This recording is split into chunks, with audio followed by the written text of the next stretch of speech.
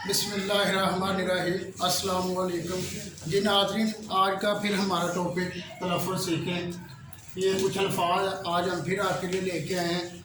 ये अक्सर लोग सलूक पढ़ते हैं, जबकि सीन के ऊपर पेश आएगी, सलूक लफ्ज़ होगा असल।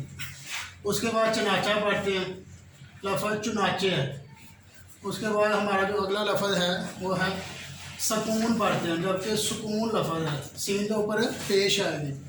अगला जो लफ्ज़ है हमारे पास है असामा पढ़ते हैं, असल में लफ्ज़ है उसामा है। फिर उसके बाद नुकसान पढ़ते हैं, जबकि असल लफ्ज़ नुकसान है।